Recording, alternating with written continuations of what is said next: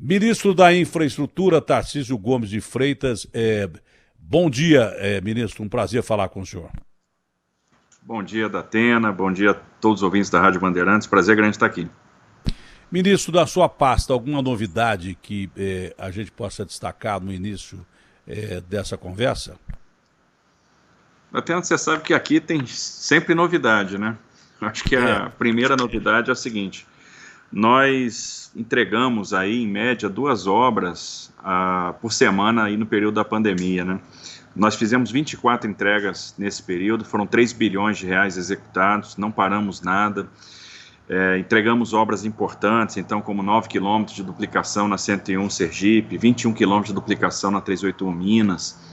381 Minas é a rodovia que mais mata gente no Brasil. Então, entregar a duplicação lá significa poupar vidas, poupar espaço nos hospitais, a nova sala de embarque no aeroporto de Navegantes, um terminal portuário de pequeno porte em Parintins, lá na Amazônia é fundamental, porque o transporte hidroviário é o meio de transporte principal naquela região. 15 quilômetros de duplicação na 101 Bahia, 27 quilômetros de duplicação na 116 Rio Grande do Sul, 48 quilômetros de pavimentação na 432 Roraima, ou seja, nesse período da pandemia, executamos 3 bi de obra e no total entregamos 94 quilômetros de duplicação, 88 quilômetros de novas pavimentações e 33 quilômetros de restauração. E continuamos a estruturação de projetos para o nosso programa de concessão. Nós temos 37 projetos concluídos, já publicamos os 2 primeiros editais, que vão ter leilão já em agosto. Temos 9 projetos hoje no TCU, esperando, né, a análise do Tribunal de Contas para que a gente possa, então, ou assinar termo aditivo ou fazer novos leilões. Isso dá em torno aí de 50 bi de reais de novos investimentos, e já temos um pacote grande de mais 26 projetos para mandar para o tribunal que já estão praticamente concluídos. E fora isso, né, a logística de transporte de EPIs continuou. A gente está recebendo aí hoje o 19º voo vindo da China, já são 102 milhões de máscaras entregues e a gente já distribui isso ao longo do Brasil. Então observe que não se falou mais em falta de EPI, então a logística tem funcionado, né? Tivemos aí, conseguimos escoar a nossa safra recorde de grãos, a mesma coisa, conseguimos também atender bem o setor mineral, prateleiras abastecidas nos supermercados, gás de cozinha, insumos hospitalares, remédios, então não faltou nada, estamos atravessando a crise com a logística funcionando. A questão da logística foi fundamental, não é? Porque ela chegou a aliviar, inclusive, estados como o nosso aqui, o estado de São Paulo, porque de uma hora para outra a gente viu que o governador resolveu abrir. E eu perguntei, como é que o senhor abre no momento em que há mais número de mortos do estado de São Paulo, onde morreu mais gente? Ele falou, olha, porque a relação paciente-leito, ela melhorou muito. Essa relação é fundamental. E por causa de respiradores. Então, o trabalho da logística é fundamental, porque quando não havia respiradores, o sistema estava quase que colapsado e colapsou em algumas regiões. Então, foi fundamental essa logística que o senhor chefia. E principalmente numa época de pandemia, onde o mundo inteiro tem necessidade desses aparelhos, e não só de aparelhos, mas também de EPIs e coisas que tais. Ministro, a gente estava falando aqui de que tem gente ganhando dinheiro pra caramba com essa pandemia, e que é uma coisa que chega a ser execrável e nojenta. Mas é própria do ser humano. O ser humano chega a ser pior que o vírus. Alguns seres humanos chegam a ser piores que os vírus, né? É claro que o seu ministério está exposto a isso, como qualquer ministério. E a atenção é sempre redobrada, não, ministro? Com certeza, né? Primeiro, voltando ainda naquele ponto da logística, eu acho que é importante ressaltar que foi uma vitória silenciosa do presidente Bolsonaro. A grande preocupação que o presidente teve no início dessa jornada era que a gente tivesse aquele efeito que nós sentimos lá atrás, na greve dos caminhoneiros em 2018, combinado com o efeito do isolamento social, né, com a falta de produção, com a falta de atividade econômica, e isso afetasse a vida das pessoas. Então, por isso, ele nos determinou que atuasse fortemente para que a logística funcionasse, e a logística funcionou, então não faltou nada. Isso foi fundamental no enfrentamento da pandemia, né? Então, estamos conseguindo atravessar essa crise com toda a logística funcionando em todos os modos de transporte, com o abastecimento, as pessoas tendo, né, onde procurar o alimento, tendo o supermercado funcionando, etc. Então foi uma grande vitória do presidente. Outra preocupação do presidente é a questão do combate à corrupção. E ele nos deu todo o respaldo para tomar medidas, né, e o Ministério da Infraestrutura, de uma forma pioneira, criou aqui uma subsecretaria de governança e integridade. Essa subsecretaria é chefiada por uma delegada de Polícia Federal, nós temos outro delegado de Polícia Federal na subsecretaria, temos também um perito criminal federal, auditores da CGU, enfim. Criamos uma estrutura que coordenou um programa aqui no Ministério chamado Radar Anticorrupção. Então, esse Radar Anticorrupção, ele atua em vários pilares. Nós temos aqui hoje, por exemplo, processo seletivo para ocupação de cargos, né, para escolha de dirigentes. Então, qualquer dirigente ele é obrigado a passar num processo seletivo, tem o seu nome avaliado por essa subsecretaria. Nós também criamos aí um canal de denúncia muito fácil, onde a gente preserva a integridade da pessoa que está sendo denunciada, que está denunciando, né, justamente para fazer com que essa atividade as pessoas se sintam à vontade para levar o nosso conhecimento, eventualmente mal feitos, apresentar documentos. Desde que o programa foi criado, nós já apresentamos na Polícia Federal 43 notícias crime, encaminhamos vários processos para o TCU, para a CGU, temos atuado em colaboração com esses órgãos e isso coíbe a prática da corrupção. Então isso tem sido fundamental na nossa conduta. E é uma diretriz do presidente. Nós estamos aí 1 ano e meio sem nenhum tipo de problema, e a presença da Polícia Federal aqui, por meio dessa subsecretaria, que é orgânica, ela está dentro da estrutura. Pela primeira vez a gente tem esse tipo de estrutura, né, esse tipo de organismo dentro da estrutura do Ministério, com atribuições muito claras no decreto, e isso tem nos ajudado a suplantar essa chaga, né, que é a chaga da corrupção. A gente já percebe algumas coisas acontecendo aí no período da pandemia, e é de uma crueldade enorme aproveitar, né, esse momento de crise para tirar um benefício pessoal, para desviar dinheiro. Então, é um absurdo que alguns dirigentes se aproveitem da pandemia para tirar qualquer tipo de benefício, e isso tem que ser punido com todo o rigor da lei. E pelo jeito está sendo. Pelo jeito está sendo. Quem cometeu esse deslize está prestes a pagar, e pagar caro por isso. Porque está sendo provado que é possível fazer a coisa honesta. É possível você fazer a coisa honesta. Não adianta você fazer uma obra bem feita e superfaturar a obra, não. Aquela história do rouba mais faz, que virou piada, mas que virou uma piada séria, além de virar piada, tornou-se quase que uma regra na política brasileira. Então, precisava aparecer, e nesse aspecto o Bolsonaro realmente é um sujeito sério pra caramba, ele prima por isso. É aquilo que eu falo, ele pode ser acusado de tudo, de qualquer coisa que ele fala demais, xinga, fala palavrão, mas o que ele tem que agir, ninguém nunca acusou o Bolsonaro de corrupção. Eu nunca vi nenhuma acusação de corrupção. Então, nesse aspecto, o cara tem medo de roubar no governo dele. Isso aí você pode ter certeza. Eu não tenho dúvida nenhuma disso. Ele é sério pra caramba. O Guedes tem uma frase que eu acho que define: de repente é um cara de maus modos e excelentes princípios. A gente precisa. Ele mesmo falou isso. Ele mesmo falou isso. Ele mesmo falou isso. Quando o presidente Fernando Henrique disse aqui para mim que ele não tem a liturgia do cargo e tal, ele já respondeu daquele jeitão dele: mas eu não roubo, eu falo do jeito que eu quero e tal, mas eu falo palavrão, mas eu não meto a mão na grana, hein? Eu não sou ladrão e tal. É o jeitão dele, assim que ele é.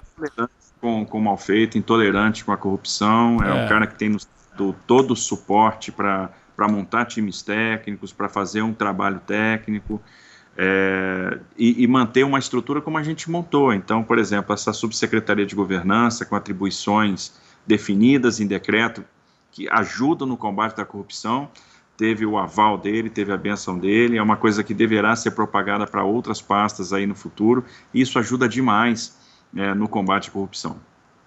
A questão de investimentos, não é? O Brasil está recuperando, mesmo no meio dessa pandemia, está recuperando a confiança de investimentos externos dentro do Brasil. O senhor sente isso ou não?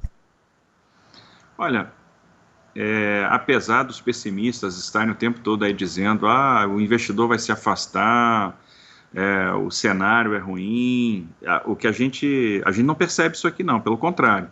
Eu tenho feito reuniões constantes com fundos de investimento, tenho percebido um interesse enorme nos nossos projetos, elogios à forma como nós estamos conduzindo esse programa.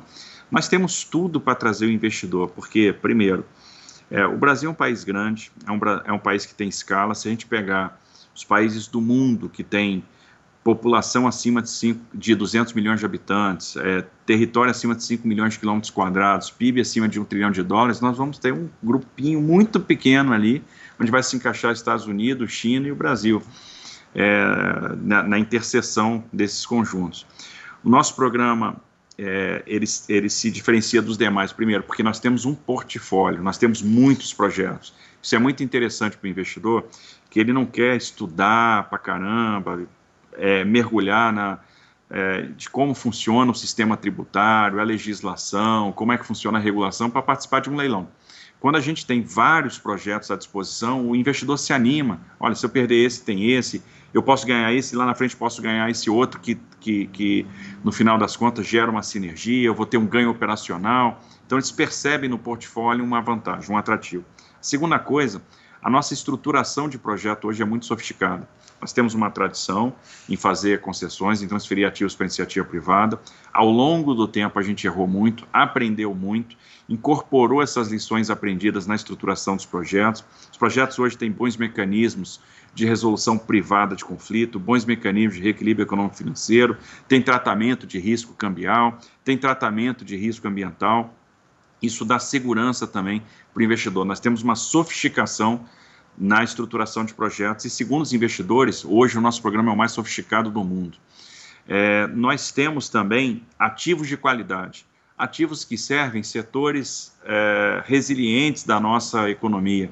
Então, são rodovias que atendem o setor do agronegócio, que não sofreu com a pandemia, são ativos que atendem o setor mineral. A gente viu os portos quebrando recorde de exportação. Uma crise danada, e o Brasil foi o país que cresceu em termos de exportação, que teve superávit de balança comercial, o que foi notável e é muito importante para a nossa economia neste momento. Então, os ativos são de qualidade. As pessoas me perguntam, os investidores vão entrar? Claro que vão. Quem é que vai deixar de concorrer a um leilão da rodovia Presidente Dutra, ligando Rio a São Paulo? Quem é que vai deixar de participar de uma concorrência para o Porto de Santos? Quem é que vai deixar de participar de um leilão de Congonhas ou de Santos Dumont? Né? As rodovias do Paraná, o Paraná sozinho tem um PIB maior do que o do Uruguai, né? Um estado possante em termos de agronegócio. Nós vamos licitar lá 4.100 quilômetros de concessões de rodovias. Então, o investidor estará presente. E nós temos crédito. Observe que nessa pandemia o BNDES tem atuado na linha de crédito para os bancos, mas por meio da garantia, por meio da sindicalização. Então eles atuam com os sindicatos dos bancos, aproveitando a enxurrada de liquidez que o Banco Central jogou na economia. Então nós temos crédito disponível para dar suporte a esses projetos de infraestrutura. E mecanismos financeiros estão em desenvolvimento para ajudar a trazer o capital estrangeiro. Então eu tenho certeza que nós vamos surpreender. A gente vai começar a perceber isso em agosto, com leilões que já estão marcados. Nós vamos ter leilões de iluminação pública, né, que estão sendo feitos lá pelo Ministério do Desenvolvimento Regional em parceria com a Caixa Econômica. Nós vamos perceber isso nos nossos leilões de terminais portuários no dia 28 de agosto na B3, onde a gente vai colocar para o mercado 2 terminais de celulose no Porto Santos. A gente vai ver o investidor vindo, bidando, e nós vamos, no final das contas, construir aí 250 bi de investimento privado. Isso vai fazer a diferença na geração de emprego, na transformação da logística. Recuperação da malha rodoviária, que o senhor já citou em alguns pontos, e concessão de novos trechos da malha rodoviária, isso é muito importante, é fundamental. Agora, o que a gente tem relegado a segundo plano, talvez até por aspectos geográficos, né? A gente sempre teve dificuldade por causa de montanha, de regiões difíceis de você lidar, mas hoje com a engenharia tudo é possível. O que se comenta é que existe, e existe mesmo, uma falta de uma malha ferroviária maior no Brasil, né, que ajudaria o escoamento das nossas riquezas com muito mais facilidade ao lado aí dos nossos irmãos caminhoneiros. Há perspectiva nesse sentido de uma ampliação da nossa malha ferroviária, ministro, que é muito pequena em relação ao tamanho do país? Sim, Datena. Olha só, a gente passou por um grande boom ferroviário lá no século XIX, né? De 1854 a 1913 foi quando mais se fez ferrovia no Brasil. E o presidente Bolsonaro vai transformar essa realidade. Ele nos determinou olhar, né, com cuidado a questão da ferrovia. Ele me pediu isso já ainda na transição. E nós desenvolvemos um programa que é realmente um programa revolucionário. A gente está prevendo 40 bilhões de reais de investimento privado em ferrovia. E não é uma coisa distante, é uma coisa que já começou a se materializar. Observe que ano passado nós fizemos o leilão da Ferrovia Norte-Sul, leilão com sucesso. Esse leilão está gerando 2,8 bi de investimento, então é 1 bi de obra que está em execução nesse momento. Observe que nós não paramos nada, as obras continuam em execução. A gente está terminando o que falta lá para conectar a Ferrovia Norte-Sul à Estrela do Oeste de São Paulo, e ali a gente vai interconectar com a Malha Paulista. Então, a gente está investindo em obra, está investindo em material rodante, em sistemas de comunicação e segurança para o despacho de trens. E ano que vem, essa ferrovia vai estar completamente pronta e vai ter condição de ligar o Porto de Itaqui, no Maranhão, ao Porto de Santos. Então, a gente vai ter uma grande espinha dorsal ferroviária de norte a sul no Brasil. Acabamos de assinar há 2 semanas o contrato de prorrogação da Malha Paulista, né, que pega o estado de São Paulo. Então, ali está prevista a duplicação de todo o trecho de Tirapina até Santos. São 6 bilhões de reais que vão ser investidos nos próximos 5 anos. A gente vai jogar a capacidade, que hoje é de 35 milhões de toneladas para 75 milhões de toneladas. Vamos atender com obras 40 municípios do estado de São Paulo, então eliminando o conflito ferrovia-cidade. Teremos aí vários contornos, pátios de manobra. Então, isso essa capacidade vai poder chegar a 105, 110 milhões. Vamos investir mais 1 bilhão na chegada a Santos para acomodar essa carga que vai chegar.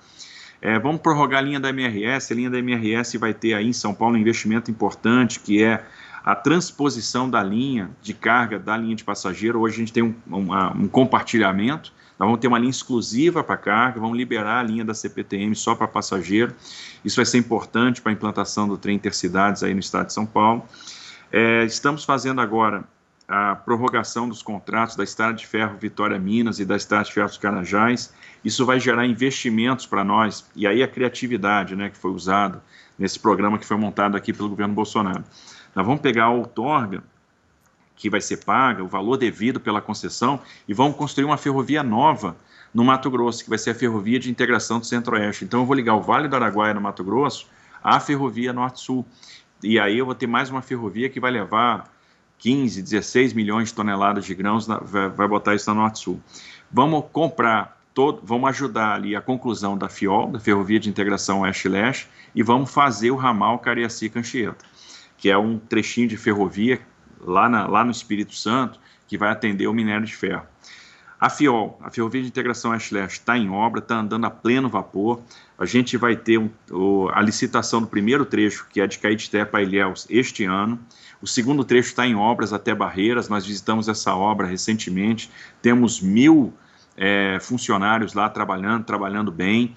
Então a obra está a pleno vapor e o Exército vai se incorporar nesse trecho agora, vai ajudar também na construção. E nós vamos usar também o investimento cruzado, quer dizer, uma outorga da VLI, que é outra prorrogação que nós vamos fazer para concluir a FIOL, que a gente chama de 3, que é a ligação de Barreiras à Ferrovia Norte-Sul. Então, no final, eu vou poder fazer a concessão da Ferrovia de Integração do Centro-Oeste de Água Boa, no Mato Grosso, até Caetité, na Bahia, e eu vou ter uma ligação leste-oeste, desde Água Boa até Ilhéus. Nós vamos oferecer 3 saídas diferentes portuárias via ferrovia para os produtores do centro do Brasil, do centro-oeste brasileiro. Isso vai fazer com que o frete despenque. E estamos mandando para o TCU também a modelagem da Ferrogrão. Então, nós vamos aumentar muito a oferta de transporte ferroviário, que deve elevar a participação do modo ferroviário na matriz dos atuais 15% para 30%, ou seja, vamos dobrar a participação do modo ferroviário na matriz de transportes. Isso deve acontecer em 8 anos, com aquilo que a gente está fazendo de investimento agora. Um dos setores mais atingidos no mundo foi o setor aéreo. Como é que esse setor deve receber incentivo do governo para se recuperar? Bom, a gente percebeu com muita velocidade que era o setor que ia ser mais atingido. A gente estava vendo o que aconteceu no resto do mundo em termos de cancelamento. Tanto é que uma das primeiras medidas provisórias da pandemia, que foi a 925, tratou justamente do tema, tratou do setor aéreo. Nessa medida provisória, nós tivemos o diferimento do pagamento de outorgas pelas concessionárias de aeroportos, o diferimento de tarifas aeroportuárias por parte das companhias de aviação, que tem um peso relevante, e também um diferimento na devolução de valores, no reembolso de passagens em função de cancelamentos. Então foram medidas para preservar a caixa, para dar um pouco de fôlego naquele momento. E aí outras medidas estavam sendo estudadas, e a principal é aquela que dá crédito. O crédito é fundamental para fazer com que as companhias suplantem esse período. O BNDES tem trabalhado nisso, já tem um programa de crédito formatado que está em execução, está aí realmente para ter um desfecho. Esse crédito é um crédito onde o BNDES atua com o mercado, então o BNDES entra com uma parte do dinheiro, uma parte vai ter que ser levantada no mercado por meio da emissão de títulos e outra parte vai ser proporcionada pelos bancos privados. As empresas já estão se mobilizando para ter acesso a esse crédito, então o BNDES entra com 60% do valor, 30% eles vão levantar no mercado e 10% vão vir com os bancos privados, e nas próximas semanas a gente deve ter essas linhas de crédito que estão sendo efetivadas. Estamos estudando também outras medidas de auxílio ao setor, né, como, por exemplo, a compra antecipada de passagens por meio do governo federal. Uma vez que o governo é um grande contratador de passagens, a gente poderia comprar isso antecipadamente, mediante um desconto na tarifa que seja compatível, né, com o retorno mínimo que cada voo tem. Então isso daria também mais um fôlego, e a gente está vendo se tem como usar o Fundo Nacional de Aviação Civil como garantia de operação de crédito para atender determinados segmentos da aviação, empresas auxiliares de transporte aéreo, por exemplo, que também são importantes, que também geram empregos, de forma que elas tenham acesso a crédito mais barato. Olha, o senhor sempre demonstrou um apreço pelos nossos irmãos caminhoneiros, que têm uma audiência enorme. Nós temos uma audiência enorme com os amigos caminhoneiros. É um negócio fora do comum. E há muitos que reclamam de falta de máscara, álcool gel, e que são muito maltratados em alguns postos, né? São obrigados a pegar a marmita ali e sair correndo, ou nem acesso podem ter. Alguns restaurantes que estão abertos e que pessoas não usam máscaras e deles são exigidas essas máscaras. A gente sempre sabe que foi uma categoria muito discriminada. O senhor sempre falou muito bem desses caminhoneiros. Eu estou recebendo essas denúncias aqui agora, no meu telefone, de muita gente. Então seria importante dar um recado a esse pessoal que transporta as riquezas do Brasil e merece o devido respeito, não, ministro? Com toda certeza. Eu acho que os caminhoneiros, eles têm uma coragem enorme que tem que ser ressaltada. Da mesma forma que a gente presta homenagem aos profissionais de saúde, que realmente têm sido brilhantes nesse momento de enfrentamento à pandemia, são profissionais que têm dedicado a vida para salvar a vida das outras pessoas, têm emprestado amor ao próximo. O caminhoneiro, da mesma forma, ele empresta amor ao próximo, ele tem se dedicado pelo país. Foi esse cara que manteve aí a nossa logística funcionando, esses caras transportaram os nossos alimentos, merecem toda a nossa consideração e respeito, né? E aí a melhor maneira de homenagear esses profissionais é com gestos, é realmente tratando bem, abrindo as portas, porque eles têm sido fundamentais para manter as nossas prateleiras abastecidas, né? Durante a crise, nós tivemos o cuidado de, juntamente com os governos dos estados, acertar os decretos estaduais para que não tivesse proibição de funcionamento de instalações de suporte ao transporte, de oficinas, autopeças, borracharias, restaurantes. Os decretos foram em grande medida revisados, isso proporcionou o funcionamento dessas instalações, ainda com esses problemas. Tivemos o apoio do SESC-Senat e provocamos o SESC-Senat para que a gente tivesse uma grande operação aí de suporte aos caminhoneiros. Mantivemos 130 postos funcionando durante 15 dias, fornecendo kits de alimentação, fazendo triagem médica, material de higiene. Pedimos o apoio também das concessionárias de rodovia para que elas fornecessem, né, por meio do seu centro de atendimento ao usuário, também kits de alimentação, material de higiene, fizessem triagem médica. Com os embarcadores, a gente exigiu que eles adotassem um protocolo seguro de tratamento para os caminhoneiros. Os embarcadores, então, começaram a trabalhar na questão de como esse caminhoneiro ia ser recepcionado, que tipo de triagem médica também eles iam fazer, atendimento médico, doação de cesta básica, doação de EPI, doação de álcool em gel, tanto nos terminais próprios, quanto nos terminais em pool, nos terminais de terceiros, e incluímos o caminhoneiro na campanha de vacinação. Nós tivemos 27% do efetivo vacinado, foram 750 mil doses aplicadas. É fundamental para que a gente não tenha uma combinação do efeito da Covid com o efeito da influenza. Temos procurado atender os caminhoneiros aí, às vezes individualmente. No dia de hoje mesmo, eu recebi um telefonema de um caminhoneiro no Mato Grosso, que tá com um irmão caminhoneiro no estado do Pará, doente, precisando de assistência. Nós acionamos o Exército, que já chegou lá na região, para prestar o auxílio médico, um caminhoneiro que estava sentindo febre, estava desamparado, não tinha a quem recorrer. Então, na medida do possível, a gente vai procurar tratar esses casos, dar assistência aos caminhoneiros e projetar o futuro. Estamos trabalhando um projeto, documento de transporte eletrônico, que para mim é a revolução do transporte rodoviário de carga, porque vai unificar 40 documentos de transporte num só. Isso elimina a necessidade de intermediários, isso torna o retorno do caminhoneiro maior. No final das contas, elimina a necessidade de ele pagar imposto fiscal. Os postos fiscais hoje são uma grande reclamação. E principalmente bancariza o caminhoneiro, né? O caminhoneiro passa a ter um comprovante de renda, ele passa a ter acesso ao crédito, que é o grande problema que o caminhoneiro tem, ele precisa de acesso ao crédito.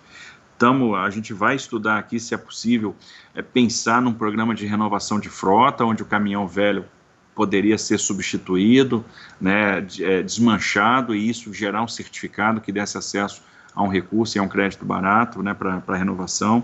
Enfim, o presidente tem uma preocupação muito grande com a categoria, o presidente tem um amor muito grande pelos caminhoneiros, sabe que eles foram importantes para o presidente na eleição, tem um apreço pela forma com que esses caras trabalham, sem condição nas estradas, né, e ainda assim eles são perseverantes, eles têm amor à profissão, porque a profissão de caminhoneiro é interessante, é uma profissão que passa de pai para filho. Muitos caminhoneiros hoje são filhos de caminhoneiros, são netos de caminhoneiros, né? Então eles têm aí um amor muito grande pelo que eles fazem. E hoje são os meus principais fiscais, porque é muito comum o caminhoneiro hoje me mandar mensagem, eu estou em vários grupos de WhatsApp dos caminhoneiros, eu leio as mensagens, eles mandam, por exemplo, informações sobre o estado, eles me alertam quando a estrada está muito ruim, e quando a gente toma a providência também, eles elogiam, olha, foi resolvido aqui o problema, chegou aqui a máquina, já estão trabalhando. Ontem eu conversava com um caminhoneiro lá de Governador Valadares e ele me dizia que estava feliz com as obras da 381 Minas, né? E também recebi várias mensagens agora, o pessoal reclamava muito do 135 Maranhão, e hoje a gente já se mobilizou lá para recuperar a estrada, o Exército está entrando lá, e a gente recebe esses feedbacks deles também. Então é uma categoria que merece todo o nosso apreço. Ministro, foi um prazer conversar com o senhor, um ótimo dia, que Deus nos ajude. Obrigado, Atena, prazer grande sempre falar com você, obrigado pelo espaço que você abre aí para que a gente possa, né, levar o que está acontecendo. Eu acho que é muito importante a gente poder falar, agradeço muito aí a sua consideração, né, contar com a sua audiência, e nós estamos sempre à sua disposição aqui no Ministério da Infraestrutura. Igual, muito obrigado, ministro.